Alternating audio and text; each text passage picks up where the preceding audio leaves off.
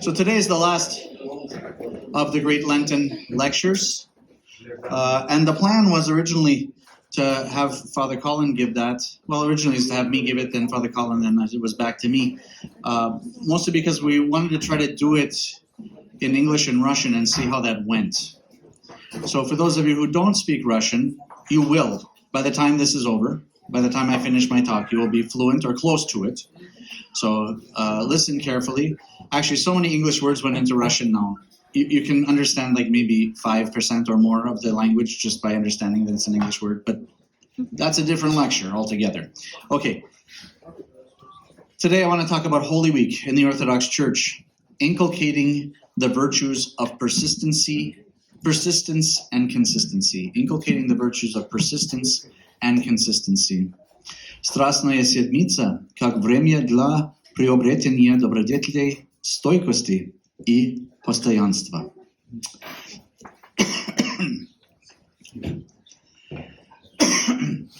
Each day of Holy Week has a special commemoration and meaning. It is the tradition of the Holy Church to hold services each day of this week to the greatest extent possible for a parish, and the faithful make every effort to be in church daily if possible, with the understanding that we are mystically present at the events commemorated at the divine services. That is, we make an effort to be at church consistently during Holy Week so that we will be with Christ. The disciples fled from him. We endeavor to learn from their bad example and persist with the Lord, not just at the height of his worldly glory when he enters Jerusalem as King and God, but even after he is betrayed, crucified, and dies for our sakes. It is important that we make a real, sincere effort to be in church this week, and that is the whole purpose of this talk. Каждый день Страстной Седмицы имеет особое значение и ассоциируется с разными событиями и темами. По традиции положено проводить богослужение каждый день этой седмицы, насколько это возможно для прихода. А верующие прилагают все усилия, чтобы по возможности быть в церкви ежедневно, понимая, что мы таинственно присутствуем при событиях, вспоминаемых за богослужениями. Так мы стараемся быть в церкви в течение Страстной Седмицы, чтобы быть со Христом. Okay, so our sociological experiment totally worked. When we give the thing in English, the Russian speakers are talking while the speaker is speaking. As soon as I start speaking Russian, all the Americans started talking. So nobody should do that. Neither the Russians, nor the Russian speakers, nor the English speakers. Try to be attentive. I told you, if you listen to the Russian, you'll speak Russian by the time this is over. Ученики бежали от него. Мы стараемся учиться за их плохом примере и быть с Господом не только на пике его земной славы, когда он входит в Иерусалим как царь и Бог, но и после того, как его предают, распинают, и он умирает за нас. Важно, чтобы мы приложили искренне, постарались быть в церкви на этой седмице, и в этом вся цель настоящей беседы. You will notice that I'm reading this lecture, which is unusual. I promised that I would do this in both languages, and to avoid many silly mistakes, I will not try to translate my own words extemporaneously from English to Russian, but rather rely on Deacon Peter Longin's help to present a high-quality Russian translation of my prepared remarks. This is an experiment, and your feedback is welcome, but I ask you to make a special effort to attend to my words, even though I'm reading to you. Вы, наверное, уже заметили, что я читаю эту лекцию, что необычно. Я обещал, что сделаю это на обоих языках, и чтобы избежать всяких глухих ошибок, я не буду пытаться экспромтом переводить свои собственные слова с английского на русский. Я попросил отца диакона Петра Лонгина сделать сносный русский перевод моих заранее подготовленных заметок. Это эксперимент, и ваши отзывы приветствуются. Но я прошу вас приложить особые усилия, чтобы вникнуть в мои слова, несмотря на то, что я буду читать вам. God willing, Having learned about the importance of each day of Holy Week, we will all make an effort to be at the church more often this year than we have in past years. Our plan is to serve every morning and every evening of Holy Week, so that all have an ample opportunity to be present for the maximum number of services. С Божьей помощью, узнав о важности каждого дня Страстной Седмицы, мы все постараемся в этом году бывать в церкви чаще, чем в прошлые годы. Мы собираемся служить каждое утро и каждый вечер Страстной Седмицы, чтобы у всех было достаточно возможностей присутствовать на максимальном количестве служб. Holy Week begins. Okay, now we're losing our entire sociology hypothesis because everybody's talking no matter what language I'm using. So now I'm switching to Spanish, and let's see how you know. Yes, John. No, just read it in Slavonic, then nobody will know. Yeah, exactly. Perfect. Holy Week begins with the Matin service for Lazarus Saturday. In other words, the pre-sanctified liturgy on the day before Lazarus Saturday is the last divine service of Great Lent. Holy Week is not part of Great Lent. Great Lent is to prepare us for Holy Week. Holy Week is to prepare us for Pascha. Of course, it isn't as cut and dried as all that, but it's good to understand how these things are supposed to work. Страстная Седмица начинается с утренней Лазареву субботу. Другими словами, предосвященная литургия в день перед Лазаревой субботой является последним богослужением Великого Поста.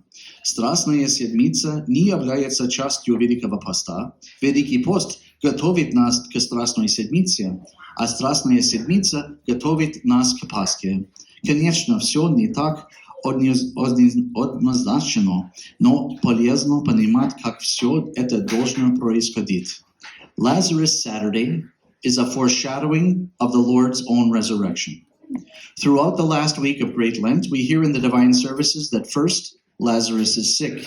Then, Lazarus is dead. On this day, the Lord raises his friend Lazarus from the dead. The news of the great miracle spreads like wildfire throughout Jerusalem and the nearby villages.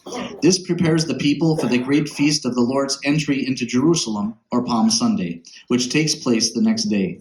At the same time, the scribes and Pharisees begin to plot the Lord's death in earnest, understanding that this is truly the Messiah, the Son of God, but that they do not like this Messiah, because he is not building an army to free the Jews from the Romans and for the Jews to rule the world.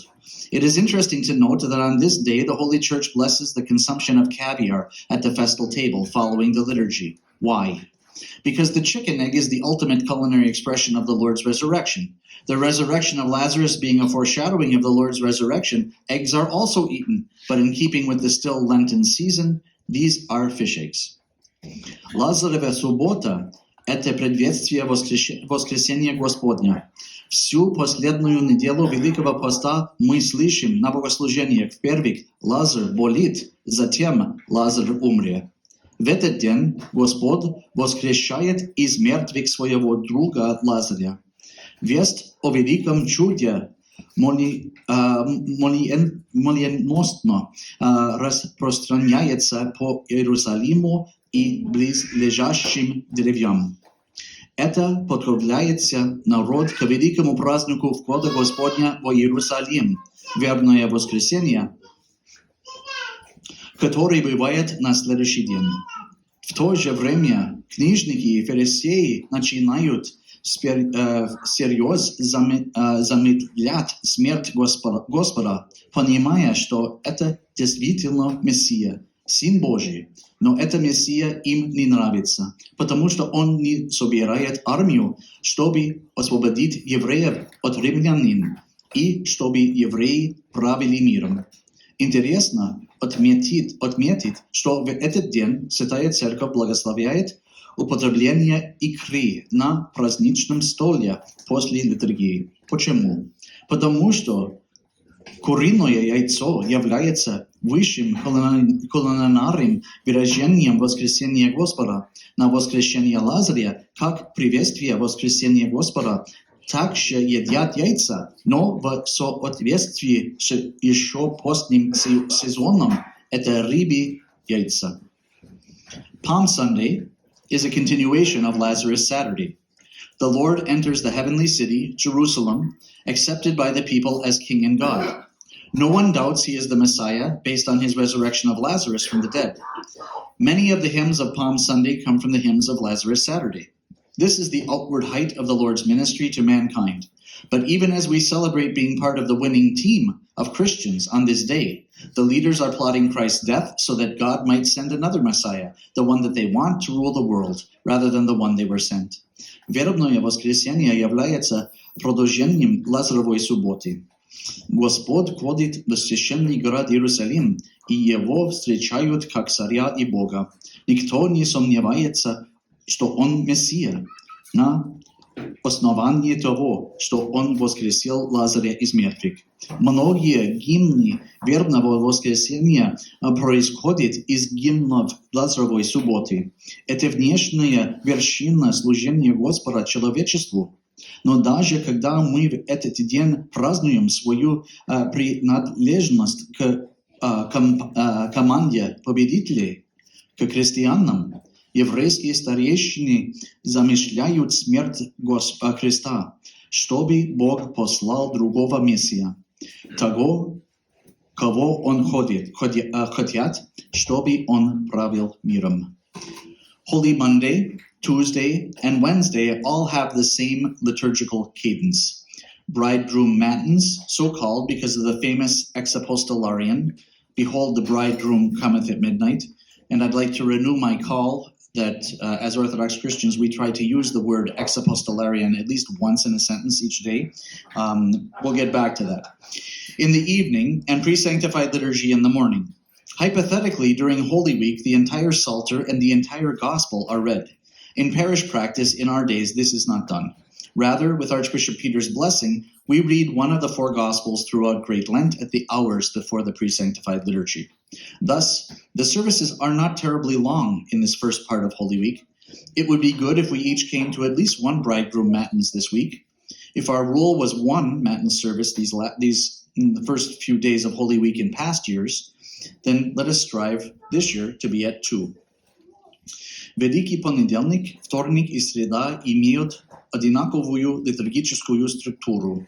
Утренняя с знаменательного эксапостолария священник грядет в полуночи, вечером и предсвященная литургия утром. Теоретическая на Страстной неделе должна прочитывается вместо прочитывается целиком вся Псалтирь и целиком все Евангелия. В современной приходской практике это не делается.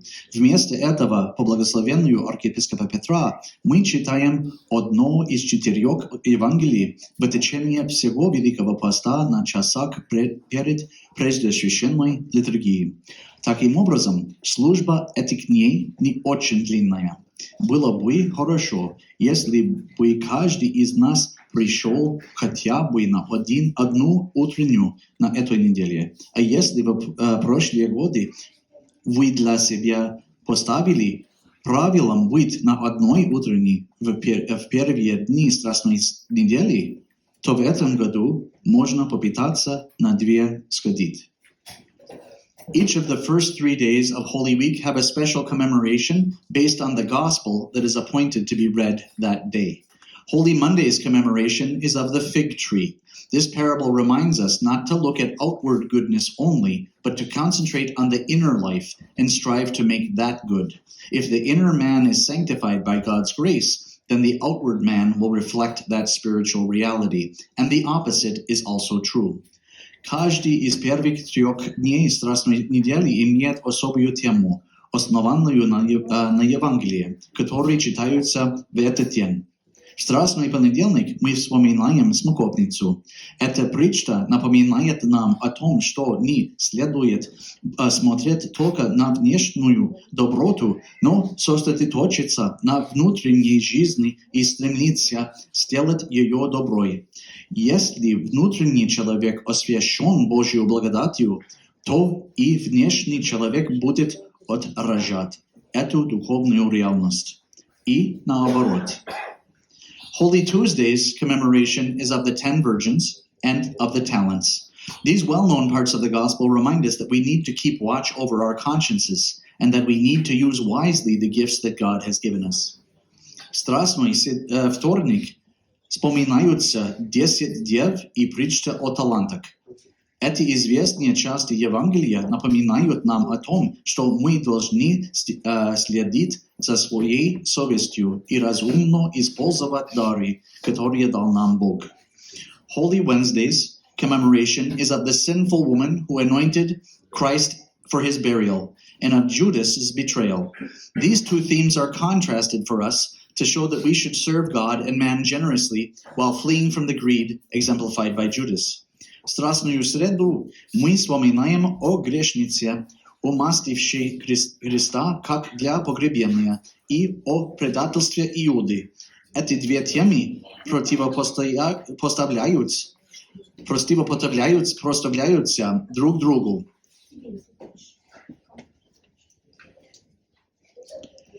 Эти две темы противопоставляются друг другу, чтобы показать нам, что мы должны служить Богу и людям щедро, избегая при этом жадности, примером который является Иуда. Holy Thursday morning's vesperal divine liturgy commemorates the mystical supper.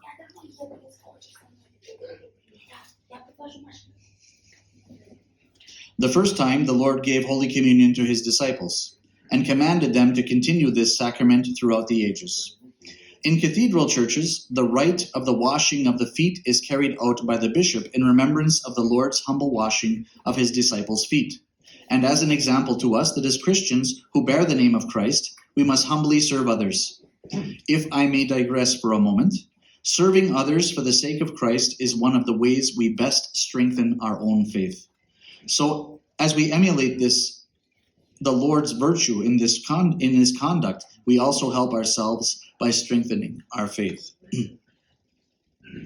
Утром Великий Четверг бывает вечерняя божественная литургия в память о Тайной вечере. Господь впервые дал святое причастие своим ученикам и повелел им продолжать совершать это таинство во все времена. В кафедральных соборах совершается обряд омовения ног архиереем и в память о том, как Господь смиренно умыл ноги своим ученикам. Это должно послужить для нас примером того, как мы, христиане, носящие имя Христа, должны смиренно служить другим. Позвольте на минуту отвлечься. Служение другим ради Христа – один из наилучших способов укрепления нашей собственной веры. Поэтому, подражая Господу в этом добродетельном поведении, мы также помогаем себе, укрепляя свою веру. Holy Thursday evening's divine service is that of Holy Friday Matins. The Matin service should be served at about 2 a.m. according to the Typicon, but that tends to lead to very few people having the opportunity to participate in the service of the 12 Passion Gospels, known also in Ann Arbor as the 12 Tornadoes, based on the amazing outbreak of tornadoes that took place during this service some years ago, almost all of which approached the church and deviated from it. Sirens blared for much of the service, but the church remained untouched.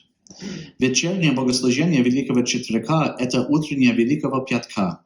Согласно уставу, утреннее служится в 2 часа ночи, но это проводит к тому, что очень мало людей имеет возможность участвовать в этой службе 12 страстных Евангелий. Известных также в нашем приходе под названием 12 смерчей. Из-за необычного появления смерчей,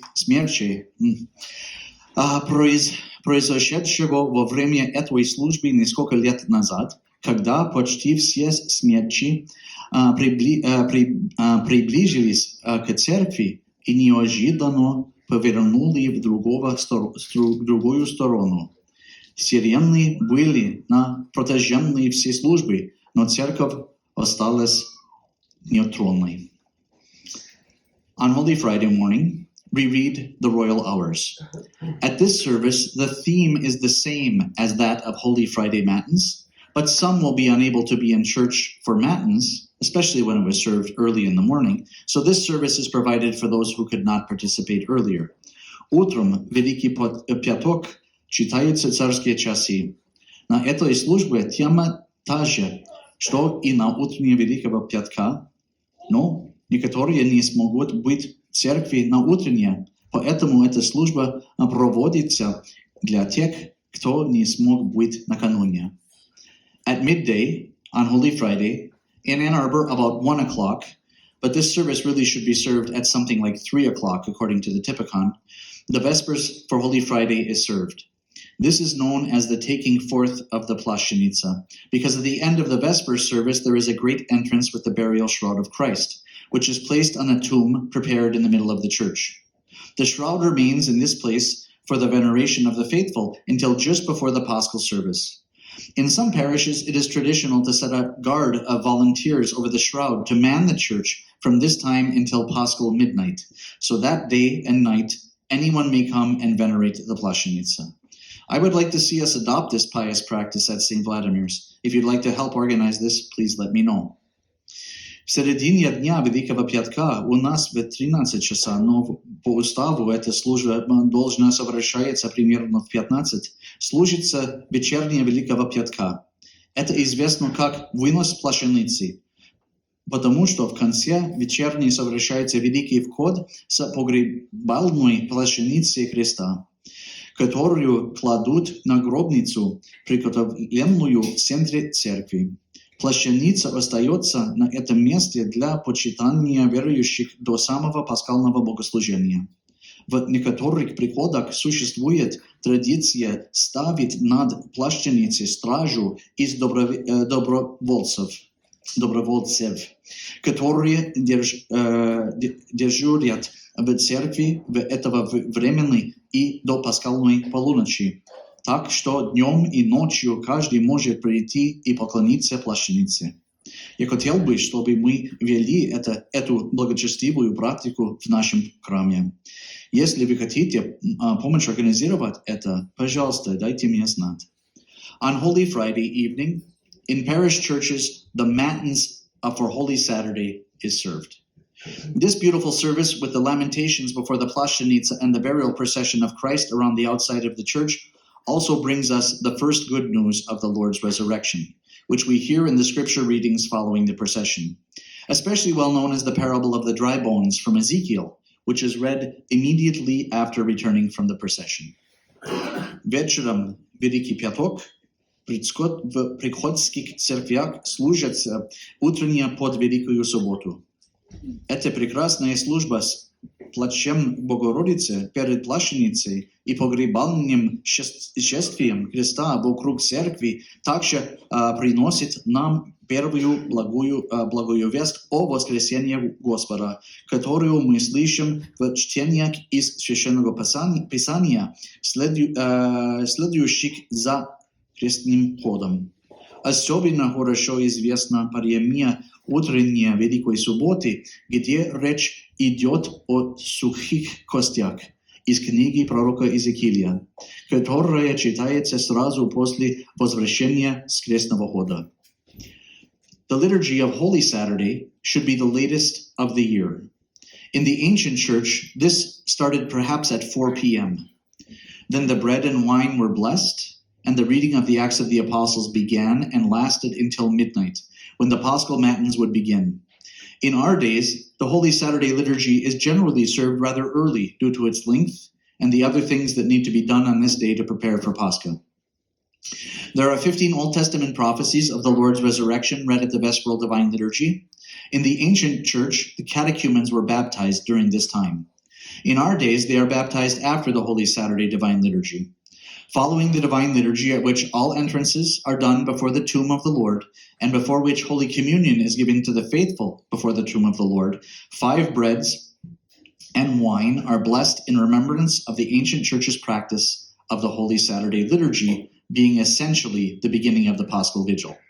In our days, Paschal baskets are blessed for those who are unable to be at the Paschal liturgy early the next morning, with the understanding that the blessed food may not be eaten until after the end of the Paschal divine liturgy. I'll read that again, because I think there's some confusion here. In our days, Paschal baskets are blessed for those who are unable to be at the Paschal liturgy early the next morning, with the understanding that the blessed food may not be eaten until after the end of the Paschal divine liturgy. This is because the fast does not end at midnight. The fast ends with the divine liturgy. Later that evening, the Acts of the Apostles are read in as many languages as possible to show that Orthodox Christianity is the faith for all mankind.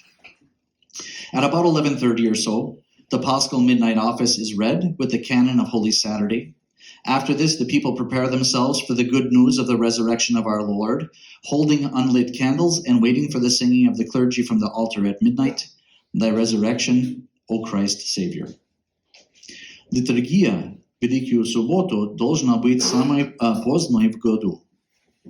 В древней церкви она начиналась, возможно, в 4 часа дня.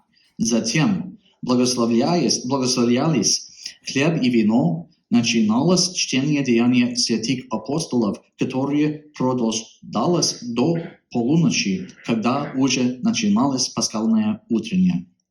В наши дни литургия Великой Субботы обычно служится довольно рано из-за ее продолжительности и других дел, которые необходимо сделать в этот день для подготовки к Пасхе. На этой вечерне с литургии читается 15 ветхозаветных пророчеств о воскресении Господа. В древней церкви в это время крестили оглашенных. В наши дни их крестят после Божественной литургии Великой Субботы. После Божественной литургии, на которой всех входы и причащение верующих совершается пред плащаницей, благословляются 5 хлебов и вино в память о том, что в древней церкви литургия Великой Субботы была началом пасхального бдения. В наши дни благословляются пасхальные корзины для тех, кто не может быть на пасхальной литургии рано утром следующего дня, с тем поминанием, что благословенная пища не должна быть съедена до окончания пасхальной литургии. Это связано с тем, что пост заканчивается не в полночь, а после Божественной литургии. Позже вечером у нас читаются деяния святых апостолов на максимально большом количестве языков, чтобы показать, что православное христианство – это вера для всего человечества. Примерно в 11:30, то есть это уже ночь, читается пасхальная полуночница с каноном Великой Субботы. После этого люди готовятся к благой вести о воскресении Господа нашего, держа в руках незажженные свечи, ожидая пения священнослужителей из алтаря в полночь. Воскресение Твое, Христе, спаси. We are called upon to be consistent in our presence at the church during the Holy Week and to persist in standing by Christ's side, even if all others abandon him. This week provides us one of the best opportunities of the year to inculcate these virtues in ourselves. Let us ask the Lord's help to be both consistent and persistent in the coming week for the good of our salvation. Мы призваны быть последователями в нашем присутствии в церкви на Страстной неделе и упорно стоять рядом с Христом, даже если все остальные оставляют Его. Эта неделя предоставляет нам одну из лучших возможностей в году для воспитания в себе этих добродетелей. Давайте попросим у Господа помощи и сил быть последовательными и упорными в последнее богослужение в посещении богослужения на предстоящей седмице во имя нашего спасения. Are there any questions? Если есть вопросы, пожалуйста. It's interesting that the same it's the same stuff on both languages. No, you got 1.5 lectures. It always works that way. It's kind of you hear sometimes one and John Hill. Спасибо за назидательную и душеполезную лекцию. Thank you for the and spiritually profitable lecture. Надо ли мне задавать вопросы и на русском, и на английском? Прочитаю испанский, если возможно. Actually, I don't speak, but French you could try. Anyway, let's do English. I think that'll be best for everybody. Did you have a question, John? Or it was just a logistical thing? No, you reminded me one year, and I would talk about the services of the washing of the feet and the entry on the donkey that take place in cathedral churches, especially in Novgorod. There was a special kind of liturgical theater that they practiced in medieval groups. I think we should sign John up for a lecture next year, Father Colin. I think some years ago you did talk about it, and it was really interesting. Oh, I did? Yeah, but it's time to talk about it again, because if even you forgot, it means it's been a while. So, but it's very interesting. I won't take any of John's fire, but something in Novgorod, I don't know. There was a lot of liturgical theater there. The bishop would go to the Palm Sunday services riding on a colt.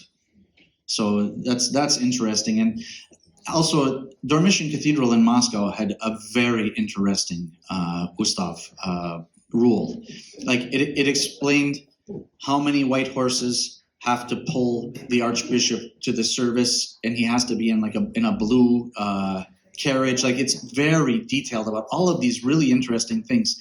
And it's not just those things; it's in the church too. But it's a very interesting Ustav. It's unique only to Dormition Cathedral.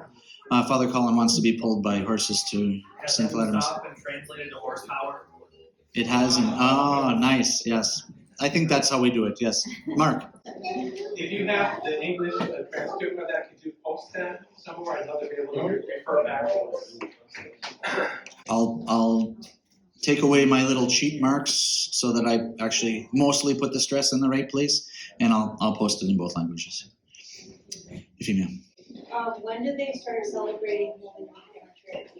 All the services? Very early. So Great Lent was the first Lenten period that was essentially universal.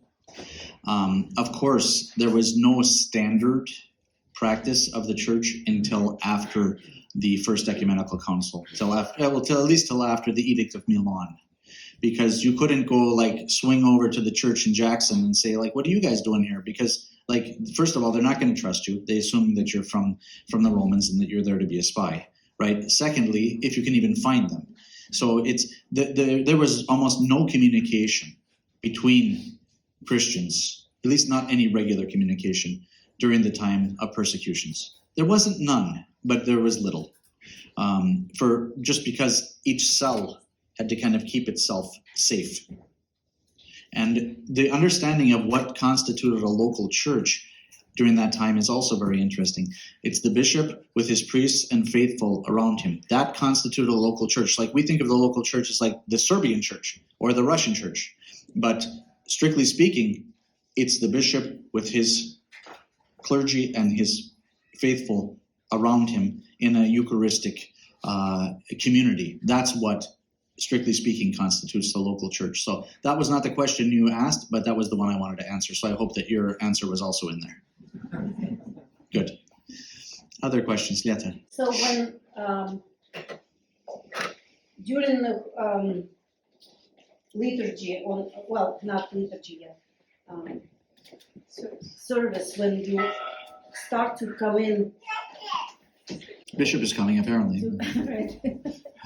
To bring light and light up the candles and sing the resurrection. Воскресение Твое, Христе спаsia. So what do we do here? You mean what are we supposed to do, or what do we do? Well, what we're supposed to do. Because what we do is like a blessed chaos. Right, so we need to kind of maybe talk about it, how we can do it more organized. Maybe that Some blessed people chaos think we is are organized religion, you know? no. We're against that completely, as is shown by our inability to organize much of anything. So ideally, the priest would come out with the 3 candle thing.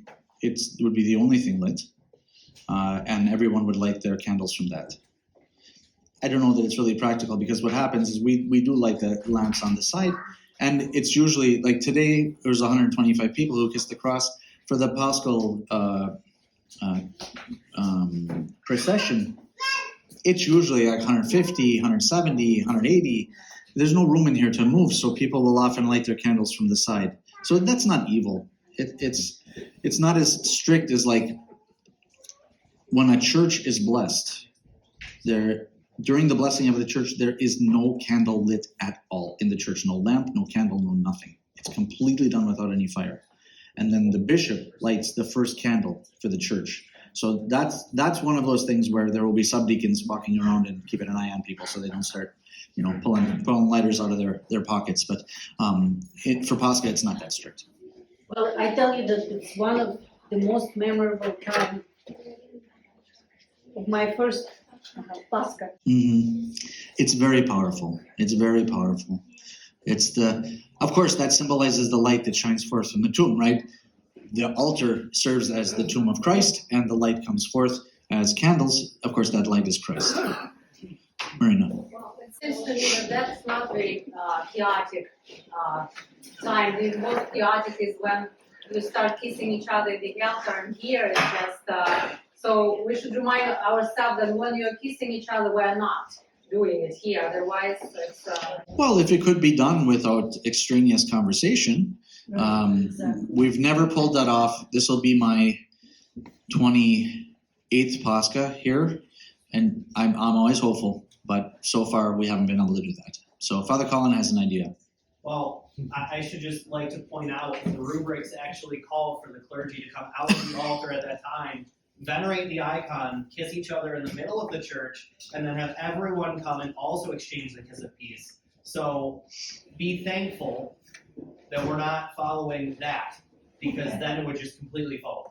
So,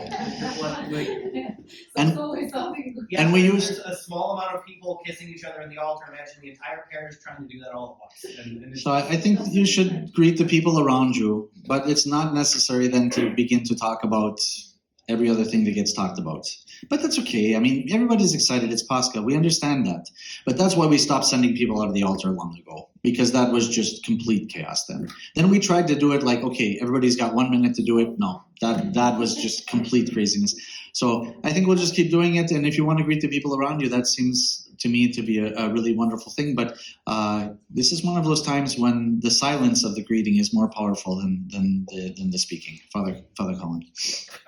I know from my experience in the Greek church, it was when that happened, we would all just look to the person immediately next to us and just say, Christ has risen quietly, and that's it. So we would just greet the person.